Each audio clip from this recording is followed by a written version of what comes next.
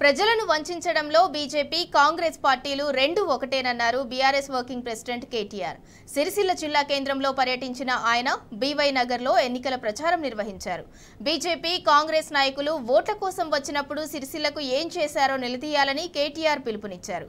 మే 13న జరగనున్న పోలింగ్ లో బీఆర్ఎస్ అభ్యర్థి వినోద్ కుమార్ ను భారీ మెజార్టీతో గెలిపించాలని ఆయన పిలుపునిచ్చారు. వాకింగ్ చేసి వస్తా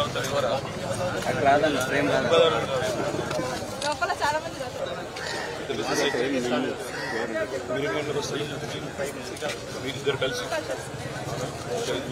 స్టార్ట్ చేసి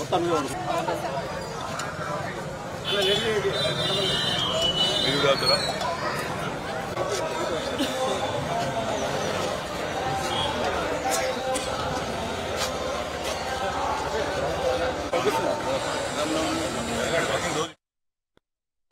ఇదివరకు 9 నెలలు మన నేత కార్మికులకు పని ఉంటుండే 9 నెలలు కడుపు నిండా 15 నుంచి 20 వేలు సంపాదించుకున్నట్టు కనీసం 3 ఏళ్లు నోట్లకు పోయేటట్టు బువ్వ దొరికేటట్టు పరిస్థితి ఉండే.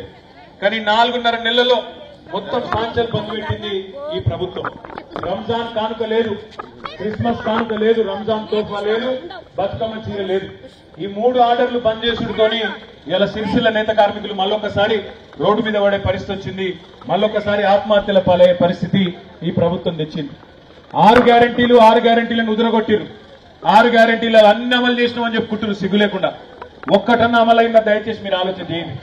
2500 రూపాయల ఎవరికైనా వచ్చిందా? లేడీస్ కు వచ్చిందా రాలేదా?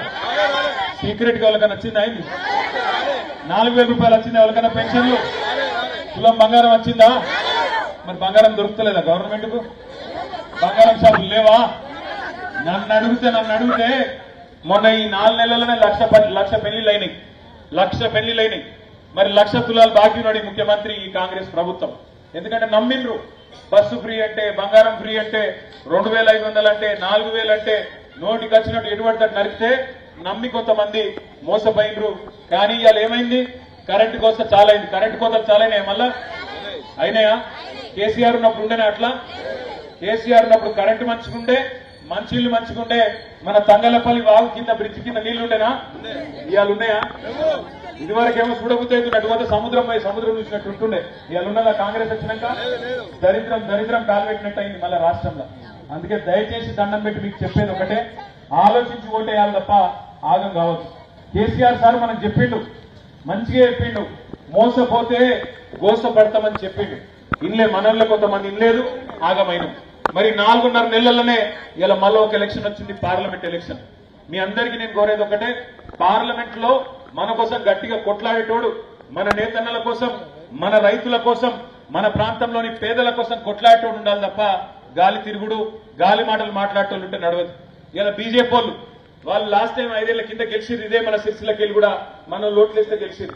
ఇలా ఎందుకు వేయాలన్నా ఓటు అంటే ఏం చెప్పరు, ఒకటే ఒకటి చెప్తారు, గుడి కట్టినాం కాబట్టి ఓటేయింది, గుడి కట్టినాం కాబట్టి నేను ఇంటింటికి ఫోటోలు పంపిన కాబట్టి, మీకు ఇంటింటికి అక్షింతలు పంపిన కాబట్టి నాకు గుర్తుంది.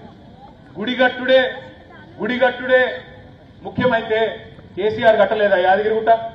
4 ఏళ్ల కిందటనే బ్రహ్మాండంగా యాదగిరిగుట్ట కట్టిందా లేదా కేసీఆర్? మరి ఓట్లు అడిగినామా దాని పేరు మీద? దేవుణ్ణి అడ్డం పెట్టుకుని రాజకీయం చేస్తారా? అదే విధంగా ఇవాళ మతం పేరు మీద రాజకీయం చేస్తున్నారు కొంతమంది. ఎందుకు వేయాలంటే హిందువు అయితే నాకు ఓటే అంటే, ఇదివరకు మనం హిందువులు కాదా? బీజేపీ అనే పార్టీ లేకముందు, బండి సంజయ్ అంటోడు లేకముందు మనం హిందువులు కాదా? బొట్టు పెట్టుకోలేదా? మనం ఇంట్లో పూజ చేసుకోలేదా? దేవునికి మొక్కలేదా? ఉగాదికి, దసరాకు, మార్కండేయ జయంతికి మనం పండుగలు చేసుకోలేదా? బోనాలు తీయలేదా? పోచమ్మ పండుగ చేసుకోలేదా? మైసమ్మ చేసుకోలేదా? ఎల్లమ్మ చేసుకోలేదా? అంటే వీళ్ళు వచ్చినాకనే దేవుడు వచ్చిందా? ఎట్లా రాజకీయం చేస్తున్నారంటే 5 ఏళ్ళేమో గాలి తిరుగుడు, గాలి మాటలు. ఒక్క పారన్న 5 ఏళ్లలో ఈ బండి సంజయ్ అంటే ఆయన కనబడ్డా మీకు సిరిసిల్లలో? ఎప్పుడన్నా మీ కష్టంలో కనబడ్డా? నేతన్నకు రూపాయి సాయం చేసిండా? రైతుకు సాయం చేసిండా? ఇంకొక మాట మా ఆడబిడ్డలు జాగ్రత్త గినాలి దయచేసి. ఈ నరేంద్ర మోడీ అంటే ఆయనే మామూలు మనిషి కాదు. 2014లో మస్తుగా మాటలు చెప్పిండు. ఏమన్నాడు అన్నాడు? బ్రహ్మాండమైన ఉపన్యాసం ఇచ్చిండు. మొత్తం మీరందరూ అకౌంట్లు తెరుగుండ్రి, నల్లధనం వాపస్ తెస్తా, ఒక్కొక్కరికి 15 లక్షలు ఇస్తా అన్నాడు. ఇచ్చిండా? పడ్డా ఎవరికైనా 15 లక్షలు? కేసీఆర్ ఇచ్చిన 2000 రూపాయలు వచ్చినాయి. కేసీఆర్ వేసిన రైతు బంధు వచ్చింది తప్ప ఎన్నడన్నా రూపాయి వచ్చిందా నరేంద్ర మోడీ కాడికి వెళ్ళి? మరి ఎందుకు ఓటేయాలని అడిగితే మళ్ళీ ఒకసారి దబాయించుడేమనంటే జై శ్రీరామ్. మనం కూడా రాముడికి మొక్కుదాం, రాముడితోనే పంచాయతీ లేదు. కానీ రాముడు కూడా లంగలకు దొంగలకు ఓట్లు ఏమని చెప్తలేడు. కేటీఆర్ ఏం చేసిండో మేము తీసుకుపోయి చూపెడతాం. మెడికల్ కాలేజ్ తెచ్చిండు, నర్సింగ్ కాలేజ్ తెచ్చిండు, ఇంజనీరింగ్ కాలేజ్ తెచ్చిండు, వ్యవసాయ కాలేజ్ తెచ్చిండు, కలెక్టర్ని ఇక్కడ కూర్చోబెట్టిండు, ఎస్పీని ఇక్కడ కూర్చోబెట్టిండు. కేసీఆర్ ఇవన్నీ తెచ్చిండు. మా నేతన్నలకు బతుకునిచ్చిండు, 3,000 కోట్ల ఆర్డర్లు ఇచ్చిండు. నువ్వేం చేసినావు? రూపాయి పని చేసినావు అని బీజేపీ అడగండి. ఒక్క పని చూపెడితే, ఒక్క పని సిరిసిల్లలో చూపెడితే నేను దేనికంటే దానికి తయారు. దయచేసి నేను మిమ్మల్ని కోరేది ఏంటంటే, ఎలక్షన్ రాగానే కులం పేరు మీద, ఎలక్షన్ రాగానే మతం పేరు మీద, ఎలక్షన్ రాగానే దేవుని పేరు మీద మరి ఇలా డ్రామాలు ఆడేటోళ్ళని ఒక కంట కనిపెట్టుకోండి. పని చేసేటోళ్ళకి ఆశీర్వాదం ఇయ్యండి. వినోద్ కుమార్ గారు చదువుకున్నాడు, లాయరు, వకాలత్ చేస్తాడు. ఆయన ఢిల్లీకి పోతే, పార్లమెంట్కి పోతే మన తరఫున కొట్లాడతాడు. వాళ్ళకంటే ఎక్కువ మనుషులను, మతాలు, కులాలను చూడకుండా హిందూ అయినా, ముస్లిం అయినా, క్రిస్టియన్ అయినా అందరినీ కడుపులో పెట్టుకొని చూసుకున్నాం. చేయి ఇరిగిపోవాలి, పువ్వు వాడిపోవాలి, కారు రైమని ఉరకాలి.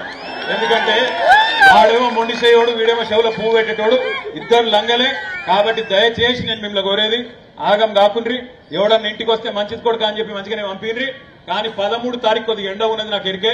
13 తారీఖు రోజు దయచేసి పొద్దున 7కి బయటికి రాండ్రి, 9 లోపలనే ఓట్లేయండి. మళ్ళా మీరు 10-12 ఎంపీలు ఇస్తే మళ్ళా మన కేసీఆర్ గారు సంవత్సరం లోపలనే మళ్ళీ రాష్ట్రాన్ని శాసించే పరిస్థితి వస్తుందని చెప్పి మీ అందరికీ తెలియజేసుకుంటూ